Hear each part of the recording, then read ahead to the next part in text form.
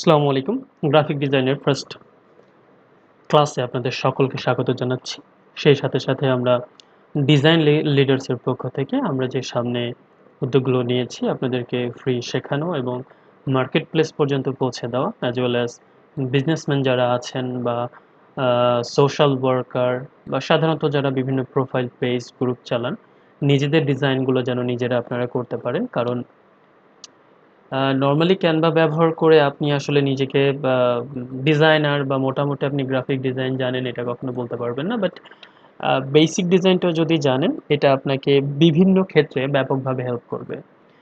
কারণ পৃথিবীর এমন কোনো ক্ষেত্র নেই, সেক্টর নেই যেই জায়গাতে গ্রাফিক ডিজাইনটা নাই। যেমন আপনি আপনার চারপাশে যা কিছু দেখেন সব কিছু গ্রাফিক ডিজাইনের অন্তর্ভুক্ত।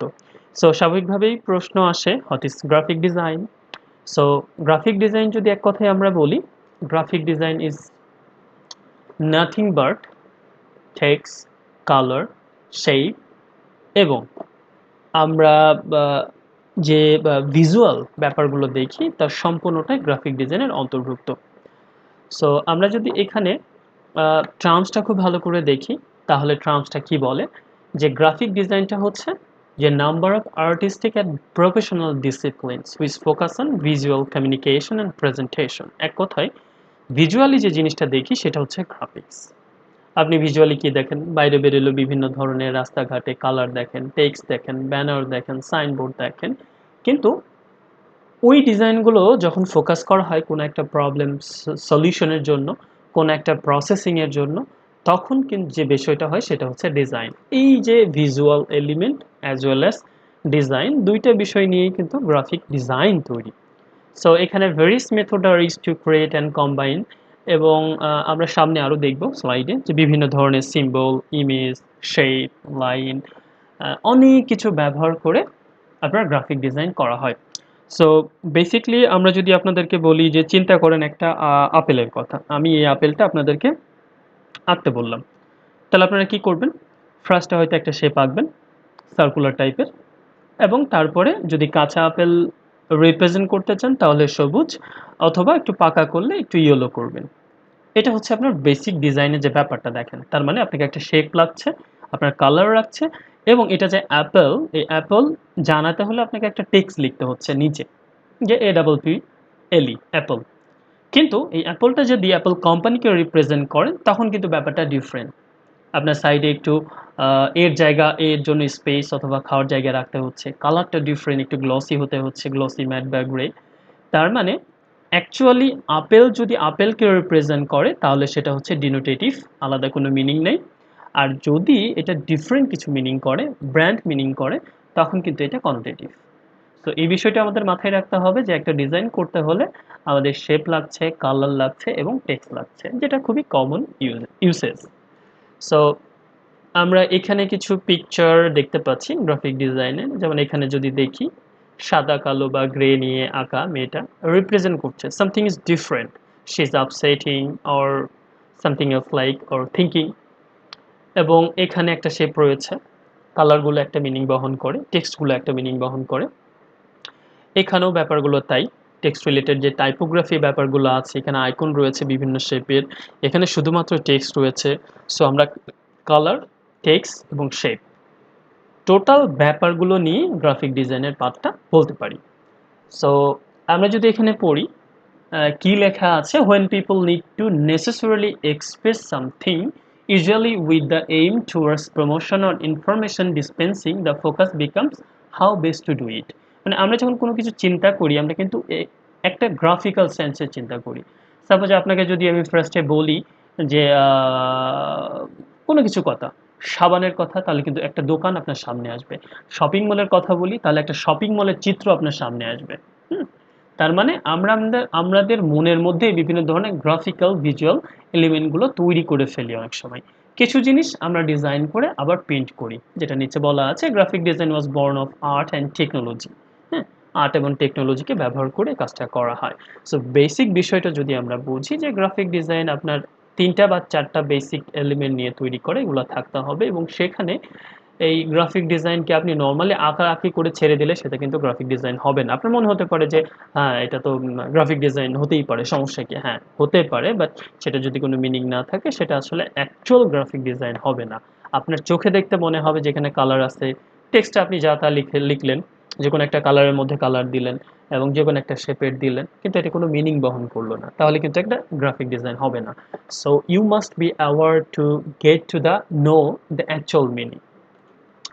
সো এরপরে আমরা জানি যে গ্রাফিক ডিজাইনার আসলে কি করে। খুবই ইম্পর্টেন্ট বিষয়গুলো আমরা দেখব যে কি লেখা আছে। When he gets A graphic design job, একজন যখন গ্রাফিক ডিজাইন জব করে তখন তাকে বেসিক কিছু ডিজাইন করতে হয়। হতে পারে social media cover, YouTube thumbnail, বিভিন্ন banner, poster, flyer, packaging, logo, অনেক কিছু হতে পারে, ইভেন অ্যাডভার্টাইজিং। বাট একটা গ্রাফিক ডিজাইনকে কোন ধরনের ফান্ডামেন্টাল কোশ্চেনগুলোকে ফলো করে সামনে রেখে কাজ করতে হবে, সেগুলো হচ্ছে এটা। What is the object of the communication? আপনি যে কাজটা করছেন সেটা কিন্তু একটা কমিউনিকেশন এন্ড মিনিং বহন করে। যেমন আমরা ধরেন একটা হসপিটালের জন্য একটা ফ্লায়ার করলাম, এই ফ্লায়ারটা মানুষের হাতে দেওয়া হবে কেন? হসপিটালের যে সার্ভিস, তার মানে এটা হসপিটালের সাথে একটা মানুষের বা একটা রুগীর যে কমিউনিকেশনের মাধ্যম বা ইনফরমেশনের সোর্স, সেটা কিন্তু এই ফ্লায়ারটা। দ্বিতীয় বিষয়টা হচ্ছে what need to be said first and then next. হ্যাঁ, আপনি যখন ডিজাইন করবেন তখন আপনাকে জানতে হবে ওই ডিজাইনের মধ্যে আপনি প্রথমে ইমেজ ব্যবহার করবেন না টাইটেল ব্যবহার করবেন, তারপরে কোনটা ব্যবহার করবেন, সেটা কি সাবটাইটেল হবে না প্রথমে টাইটেল তারপরে ইমেজ। এই যে হায়ারার্কিটা রয়েছে এইটা কিন্তু জানতে হবে, কারণ আপনার হায়ারার্কির ওপর ফোকাস করি কিন্তু ডিজাইনটা আলটিমেটলি দেখবে। যেমন আপনি যদি সিনেমার পোস্টারগুলোর দিকে একটু খেয়াল করেন, কি বলা হয়ে থাকে ওখানে? ওখানে সাধারণত নায়ক বা নায়িকাকে অনেক বড় করে ফোকাস করা হয়ে থাকে, কারণ আমাদের চোখটা প্রথমেই ওই ব্যক্তির দিকে দৃষ্টি নিবন্ধন করে। কারণ আমরা অনেক সময় কি করি, সিনেমা দেখি, ব্যক্তি দেখে, সালমান খান হলে আমরা সিনেমাটা দেখি, হ্যাঁ, এরপরে কি আছে আমরা কেয়ারও করি না। সো তেমনি আপনাকে হায়ারার্কিটা মেনটেন করতে হবে। এরপরে বিষয় যেটা আসছে, how do you want the eye to flow through the pages, যেটা আমি বললাম যে আপনি একটা ডিজাইন করেছেন, কোন জায়গাতে চান যে আপনার কাস্টমার বা আপনার দর্শকরা এই ডিজাইনের প্রথমেই ফোকাস করবে। সো আপনি যেই জায়গাতে চান সেই জায়গাতে যদি তাদের চোখ বা দৃষ্টি নিবন্ধন করতে চান, আপনি তাহলে সেইভাবে তাদেরকে দেখাবেন। যেমন আপনি কোন ইমেজটাতে ফোকাস করতে চাচ্ছেন অথবা কোন লেখাটাতে বা কোন ডিজাইন বা এলিমেন্টটাকে, সেটা আপনি চাইলেই করতে পারেন। যেমন আমরা একটা ম্যাগাজিনের কভার যদি করি এবং ওই ম্যাগাজিনের কভারে আপনি মনে করছেন যে ডোনাল্ড ট্রাম্পটাকে ফোকাস করবেন, আহ, গতবারের প্রেসিডেন্ট আমেরিকার। তো আপনি তাহলে কি করবেন, ডোনাল্ড ট্রাম্পের ইমেজটা একটু বড় করে দিবেন অথবা এমনভাবে দিবেন যেন ওখানে সহজে চোখ পড়ে। এরপরে what is the tone of the voice? আপনি এই যে ডিজাইনটা আঁকলেন, যে এলিমেন্টটা, ওই এলিমেন্ট বা ওই ডিজাইনের তো একটা ভয়েস বা একটা মেসেজ আছে। হুম, যেমন আপনি বাচ্চাদের জন্য কোনো কিছু তৈরি করতে থাকলে সেটা একটু ফ্রেন্ডলি, বাচ্চা, পিঙ্ক কালার অথবা একটু শিশুসুলভ হতে হবে। আপনি বয়স্ক ব্যক্তিদের করতে করতে চাইলে বা নারীদের কসমেটিক্সের জন্য করতে চাইলে সেটা কিন্তু উইমেন ফ্রেন্ডলি হতে হবে। সো এটাই হচ্ছে টোন, যে ভয়েসটা কেমন হবে। হু আর ইউ স্পিকিং টু, এটা খুবই ইম্পর্টেন্ট। যেমন আপনি বাচ্চাদের জন্য ব্যাগ বিক্রি করবেন, তাহলে আপনাকে অবশ্যই ফোকাস করতে হবে যে এই ডিজাইনটা মূলত বাচ্চা না, বাচ্চার মাকে কেন্দ্র করে। কারণ আপনি যে প্রোডাক্টের জন্য ডিজাইনটা করবেন ওর ক্রেতা কিন্তু সাধারণত বাচ্চার মা, বাচ্চা না, কারণ বাচ্চা তো ইনকাম করে না, সে নিজে কিনতে পারে না, সে চয়েস করতে পারে। সো এরপরে আসি আমরা অবজেক্টিভ অফ কমিউনিকেশন, যেটা আসছে ফার্স্ট কোশ্চেনে। আমরা বেসিক জিনিসগুলো দেখি। ফার্স্ট পিকচারে যদি আমরা দেখি যে এখানে দৌড়িয়ে যাচ্ছে, এবং স্বাভাবিকভাবে আমাদের মনে আসবে যে সবার আগে চোখ পড়বে ব্যক্তিটার উপরে যে দৌড়াচ্ছে, এবং আপনার স্পোর্টস রিলেটেড বিষয়গুলো আমাদের মাথায় আসবে। দ্বিতীয় যদি আমরা দেখি যে প্রিন্টিং ডিজাইনের ক্ষেত্রে আমরা দেখে বুঝতে পারবো এটা সংবাদপত্র, সংবাদ মাধ্যম বা প্রিন্টিং রিলেটেড বিষয়গুলোকে রিপ্রেজেন্ট করে। সো এইভাবে দেখেই আমরা যে বুঝতে পারবো বা বোঝানোর জন্য আমাদের ডিজাইনগুলো এভাবে করতে হবে। এখানে যদি আমরা দেখি, এখানে কিন্তু মোহাম্মদ আলীকে ফোকাস করা হয়েছে, এবং এরপরে যে ফোকাসিং ব্যাপারটা রয়েছে হিটস অ্যান্ড মিসেস শব্দ দুইটা, তার মানে এই দুইটাকে অন্য কালারে এবং একটু বোল্ড বা বড় ফন্টে করে দেওয়া, এবং মোহাম্মদ আলীকে ওইভাবে দেওয়া যেন এই দুইটা জিনিস সবার আগে আমাদের চোখে পড়ে। যদি এই দুইটা জিনিস গ্রাফিক ডিজাইনে আমাকে টানে তাহলে কিন্তু আমি ডিটেলসটা অবশ্যই পড়বো। এটা হচ্ছে ডিজাইনার বা ডিজাইনের মাধ্যমে আপনি আসলে one kind of, you are the part of marketing. তো মার্কেটিং আপনি যা ডিজাইন করছেন সে যেই জায়গাটা ফোকাস করতেছে আপনাকে কিন্তু ওইভাবে করতে হবে। দ্বিতীয় ডিজাইনে যদি দেখেন, এখানে আপনি কি ফিগার আউট করতে পারছেন? প্রথমত আপনার চোখে পড়ছে কিন্তু ওয়ান্টেড লেখাটা, ওয়ান্টেড, আপনি বুঝে যাচ্ছেন যে এখানে কোনো একটা সন্ত্রাসী বা কাউকে ওয়ান্টেড চাচ্ছে, হ্যাঁ, যে গডফাদার বা এরকম লাইক দ্যাট, এবং তারপরেই আপনার কিন্তু $100 রিওয়ার্ডটা চোখে পড়ছে, কারণ কি ওইটা ওইভাবে বড় দেওয়া। তার মানে একজন ডিজাইনার চাইলেই কাস্টমারকে যেভাবে সে চায় সেভাবে ফোকাস করে ডিজাইনটা করতে পারে, এবং আমি কোন দিকে তাকাবো সেটা কিন্তু খুব ইম্পর্টেন্ট। সো আপনাকে বুঝতে হবে কোনটাকে আপনি বেশি প্রায়োরিটি দিবেন, কোনটাকে পরের প্রায়োরিটি দিবেন, এবং তারপরে কোনটাকে প্রায়োরিটি দিবেন। সো এরপরে যদি আসি, এখানে এতগুলো লেখা বা এত কিছুর মধ্যে কিন্তু সবার আগে আপনাকে ইমেজটা চোখে পড়বে। তার মানে আপনি এই ইমেজটাই হোল ডিজাইনের বেশিরভাগ অর্থ বা মিনিংটা ফুলফিল করে, এক্সপ্রেস করে। আর এখানে এই ওয়ার্ডটা সবার আগে চোখে পড়বে। যদি আমরা ইন্টারেস্টেড হই তখন কিন্তু আমরা ডিটেলস পড়বো। সো এখানে ফোকাস করতে হচ্ছে। তো এবং এখানে আপনার কন্ট্রাস্টের একটা বিষয় আছে। কন্ট্রাস্টটা হচ্ছে আপনার এই কালারের উপর এই ওয়ার্ডের এই কালারটা যাবে কিনা সেটাও আপনাকে ফোকাস করতে হবে, কারণ দেখেন হোয়াইট ব্যবহার করা হয়েছে এইটা কালারের উপর। তার মানে এখানে যদি আপনি রেড ব্যবহার করতেন ব্যাপারটা হয়তো অত বেশি ভালো লাগতো না।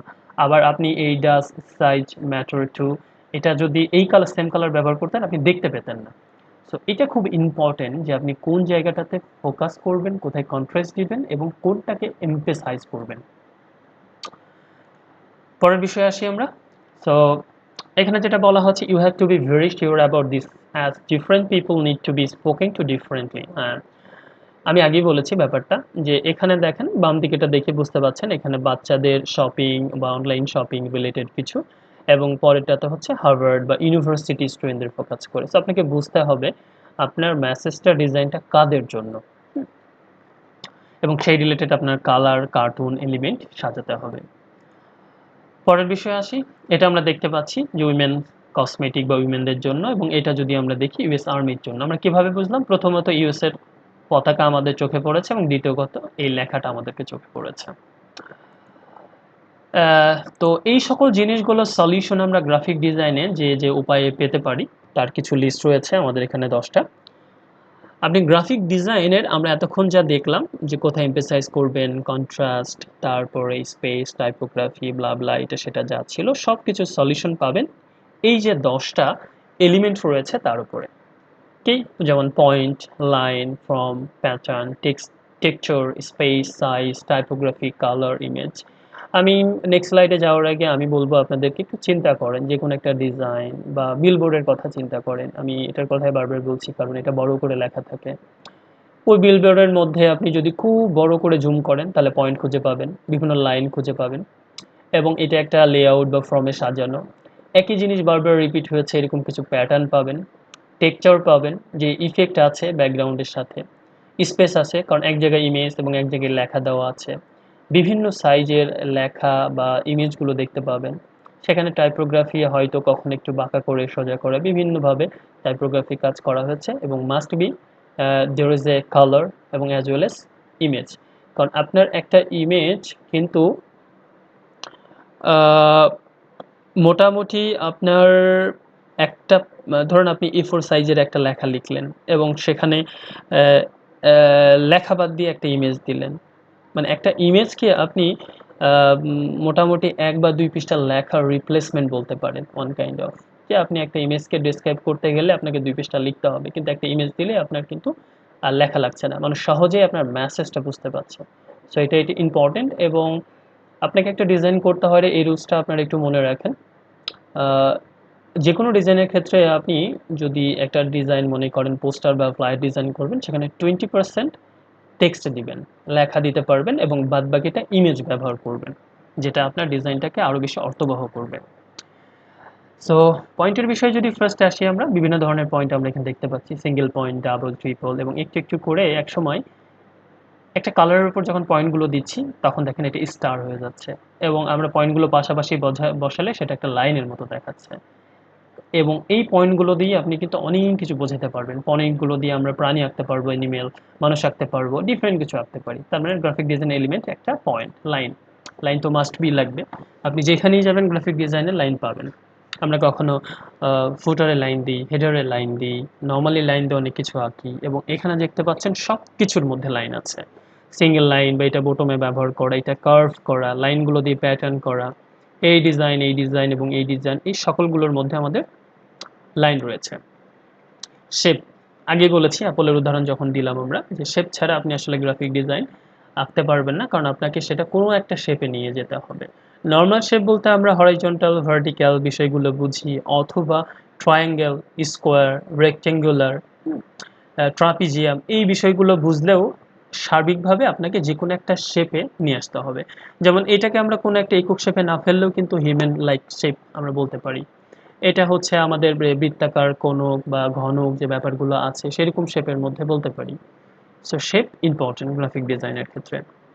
প্যাটার্ন, প্যাটার্ন জিনিসটা হচ্ছে একই জিনিস যখন আপনি বারবার রিপিট করবেন, যেমন এখানে রিপিটেশন আছে আমাদের লুঙ্গি, গামছা, শাড়ি, সেগুলোতে প্যাটার্ন থাকে কারণ একই জিনিস বারবার রিপিট হয় বিভিন্ন কালার হয়ে বিভিন্নভাবে। এখানে লেখাগুলোর প্যাটার্ন রয়েছে, এই জায়গাতে আমরা বিভিন্ন ডিজাইনের প্যাটার্ন রয়েছে, সো এগুলো দেখলে আমরা বুঝতে পারবো যে এগুলো হচ্ছে প্যাটার্ন ব্যবহার করা। টেক্সচার সম্পর্কে যদি আমরা একটু বলি কি পড়া আছে, texture is the look or feel of a surface. যেমন টেক্সচারের ব্যাপারে যদি বলি, আপনি মাটি যদি নর্মালি গ্রাফিক ডিজাইনে আঁকেন কিভাবে আঁকবেন, নর্মালি আপনি একটা ব্রাউন কালার ব্যবহার করবেন, কিন্তু ওটা দিয়ে মাটি বোঝা যাবে না। কিন্তু ওর উপরে যদি আপনি টেক্সচার ব্যবহার করেন ব্রাউন কালারে, তখন কিন্তু মাটির যে আঁকা বাঁকা এবড়ো থেবড়ো ব্যাপারটা থাকে সেটা মানে প্রকাশ পাবে। সেটাই হচ্ছে আমাদের টেক্সচার।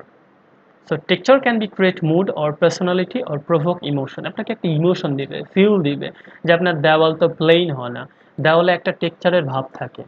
এখনই দেখতে পারেন আপনার আশেপাশে যদি ইটের দেওয়াল থাকে এবং সেটা প্লাস্টার করা থাকে ওইভাবে শাইনি, তো ওখানে টেক্সচারের ইফেক্ট আছে। এছাড়া আমাদের পুরোনো কাগজগুলোতে থাকে এক ধরনের টেক্সচারের ইফেক্ট। এই যে এটা দেখেন, আমরা এতক্ষণ যা বললাম, তো এটা টেক্সচার, এটার মধ্যেও এক ধরনের টেক্সচার ইফেক্ট আছে, এটাও রিপিটেশনের মাধ্যমে আছে, এই জায়গাতে টেক্সচারের ইফেক্ট আছে, এটা এটা এবং সবগুলোতে আমাদের টেক্সচারের ইফেক্ট আছে। স্পেস, স্পেসটা ইম্পর্টেন্ট। ইভেন ধরেন আপনি একটা A4 সাইজে কিছু লিখছেন, প্রথমে একটা টাইটেল দেন, একটু স্পেস রাখেন, তারপরে আপনি লেখাটা শুরু করেন। এই স্পেসটা ইম্পর্টেন্ট, কারণ স্পেসটা যদি না করেন সবগুলো এক জায়গায় রেখে দেন, এটা কনজাস্টেড হয়ে যাবে এবং এটা হচ্ছে খুবই বাজে ঘিজিবিজি দেখাবে। সো এখানে দেখেন এটার সাথে এটার একটা স্পেস আছে, এখানে আছে, এখানে আছে, এটার সাথে এটা স্পেস আছে, এমপেসাইজের নিজেদের মধ্যে স্পেস রয়েছে, এই লেখা দুইভাবে স্পেস করা। এখানে দেখেন এইখানে বড় একটা প্যারাগ্রাফ একটা দুইটা দেওয়া, তারপর স্পেস দিয়ে এখানে, স্পেস দিয়ে এখানে। সো খুব সুন্দর লাগছে, বাট আপনি সবগুলো যদি একসাথে রাখতেন কখনোই এটা আসলে দেখতে ভালো লাগতো না। এই ইমেজের এক সাইডে শুধু ইমেজটা দেওয়া, এই জায়গাতে স্পেস রয়েছে, এখানে স্পেস রয়েছে, ফুল ইমেজটা জুড়ে যদি ব্যক্তিকে রাখতেন তাহলে কিন্তু এটা চোখে ভালো লাগতো না, দৃষ্টিনন্দন বা অ্যাস্থেটিক যে ব্যাপারটা আমরা বলি। সাইজ, সাইজ তো এর কথা আগেই বলেছি যখন আমরা এমপে সাইজের কথা বললাম। সাইজ বিষয়টা হচ্ছে আপনি একটা ডিজাইনে কোন অংশটা ফোকাস করতে চান সেটা সাইজ বড় রাখবেন, যেটা ফোকাস কম করতে চান সাইজটা কম রাখবেন, হতে পারে সেটা লেখা, ইমেজ বা এলিমেন্ট অন্য কিছু। যেমন এখানে আমরা লেখাটাকে ফোকাস করতে চাচ্ছি, সাইজটা বড়, এখানে ইমেজটাকে ফোকাস করতে চেয়েছি এবং এখানে ব্যাকগ্রাউন্ডটাকে ফোকাস করতে চেয়েছি।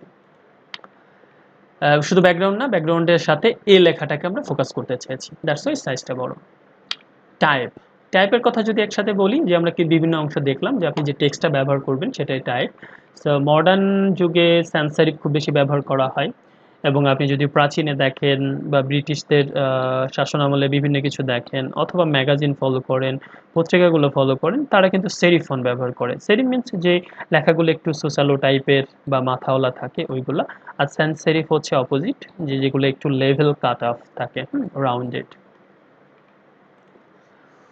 তো আমরা দেখতে পাচ্ছি টাইপের ব্যাপার, এখানে টাইপ রয়েছে, এখানে, এখানে, এবং এইটা টাইপোগ্রাফির পার্ট। টাইপটাকে বিভিন্নভাবে লেখা, যেমন আমরা অ্যারাবিক ক্যালিগ্রাফিতে দেখে থাকি লেখাগুলো বিভিন্ন স্টাইলে বিভিন্নভাবে ক্যালিগ্রাফি করা থাকে। কালার, গ্রাফিক ডিজাইন বলতে আমরা বেশিরভাগই আসলে যারা গ্রাফিক ডিজাইন সম্পর্কে জানি না তারা মনে করি গ্রাফিক ডিজাইন মানে কালার নিয়ে কাজ করা। হ্যাঁ, তো অবশ্যই গ্রাফিক ডিজাইনের মধ্যে কালার একটা পার্ট, বাট অনলি কালার দিয়ে গ্রাফিক ডিজাইন হয় না, colour is a part of graphic design. So এখানে যেটা বলে আমরা একটু পড়ি, colourist layout can convey moods, কারণ একটা কালারের মুড থাকে, ক্রিয়েট ইমেজ, কালার দিয়ে ইমেজ তৈরি করা যায়, attack attention, identify object, colour দিয়ে আসলে মানুষকে টানা যায়, কোনো অবজেক্টকে আইডেন্টিফাই করা যায়। যেমন আমরা বাংলাদেশের পতাকার যদি কথা বলি, আমরা যে কোনো জায়গায় যদি আমাদের লাল সবুজ একসাথে চোখে পড়ে সাথে সাথে আমাদের মাথার মধ্যে পতাকাটা ভেসে ওঠে। সো এটা আমাদের আইডেন্টিটি করে, আমাদেরকে টানে। When selecting color for a publication web page, think about you want a color to do and what is appropriate for your purpose. মানে আপনার যে পারপাস তার সাথে আপনার কালার কম্বিনেশনটা খুব বেশি ভ্যারি করে। কিভাবে?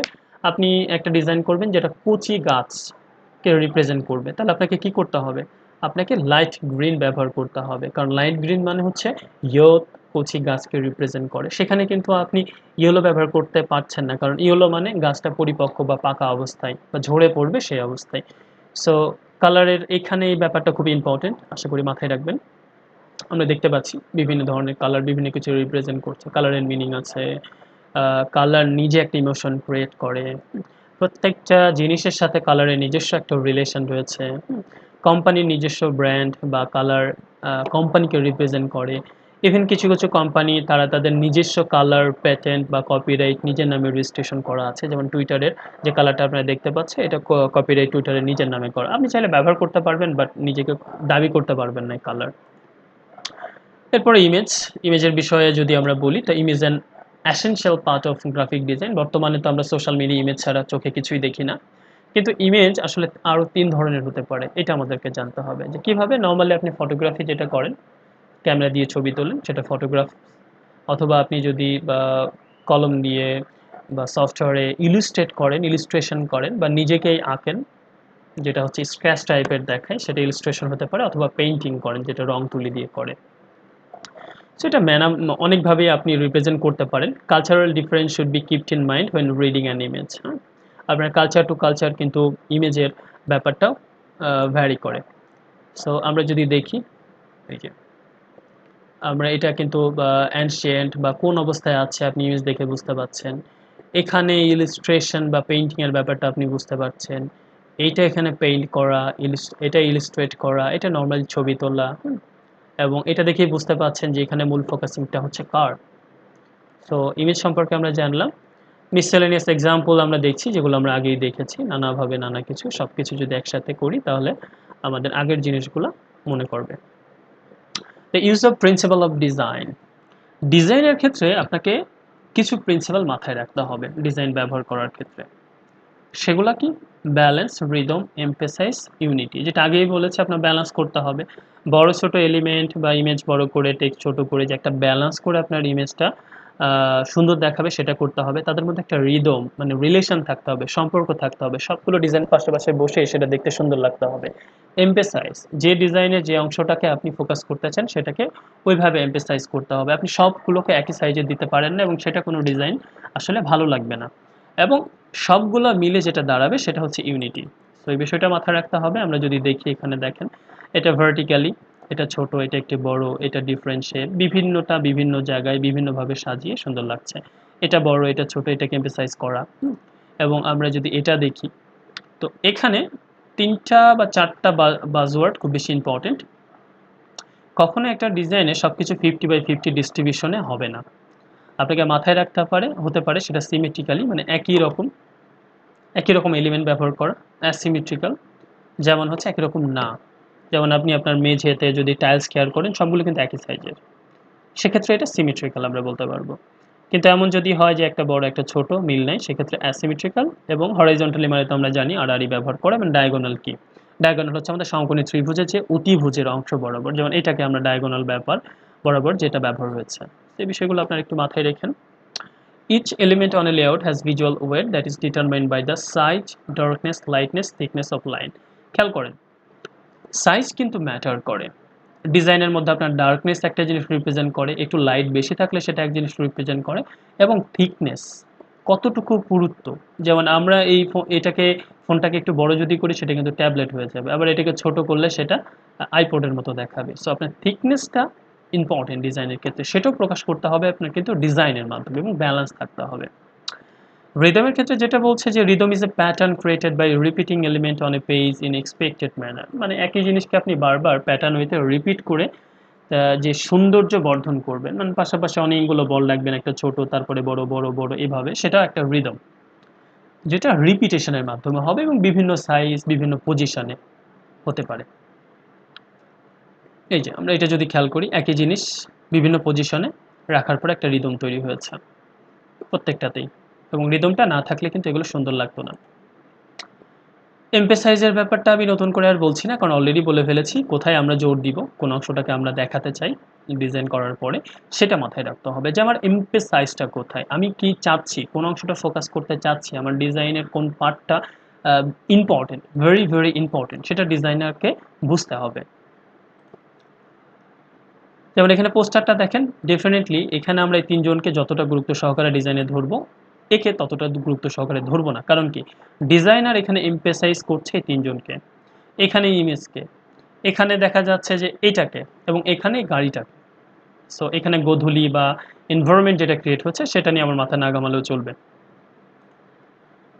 ইউনিটি, সো সবগুলো মিলে যেটা তৈরি হয়ে যাবে আপনার ফন্ট, স্টাইল, লেআউট, হেডার, ফুটার, এলিমেন্টস, স্পেস, কন্ট্রাস্ট, সবগুলো মিলিয়ে যেটা তৈরি হবে তার মাধ্যমে একটা ইউনিটি থাকতে হবে, এবং সেটা আমাদের দেখতে লুক্রেটিভ, চোখে ভালো লাগতে হবে, ভিজুয়ালি এটার একটা মিনিং থাকবে এবং আমাদের ভালো লাগতে হবে, তাহলে এটা ডিজাইন হবে। সো এখানেও যদি আমরা দেখি, আগে ইমেজগুলো আমরা দেখেছি, ব্যাপারটা তাই। সো প্রথম ক্লাসে এতটুকুই, আমি ক্লাসটা আর বাড়াচ্ছি না। আপনাদের সাথে সরাসরি ক্লাসে অনেক কথা হয়েছে বা সামনেও বলবো, অনেক অনেক কোশ্চেন করেছেন। সো আমাদের সাথে নিয়মিত যোগদান করতে বা যুক্ত হতে আপনারা আমাদের গ্রুপে যোগ হতে পারেন। আমরা ওখানে আমাদের ফ্রি ক্লাস চলছে, পাশাপাশি আমরা প্রতিনিয়ত ডিজাইনারদেরকে বা ফ্রিল্যান্সার যারা হতে চায় মার্কেট প্লেসগুলোতে বিভিন্নভাবে হেল্প করছি স্টুডেন্টদেরকে। সো কেন নয়, যে বিগ টিমের পার্ট হওয়ার জন্য আপনারা আমাদের সাথে থাকতেই পারেন, এবং আমরা সবাই মিলে একটা দক্ষ বাংলাদেশের জনগোষ্ঠী গড়ে তুলতে সাহায্য করি। Thank you. আসসালামু আলাইকুম।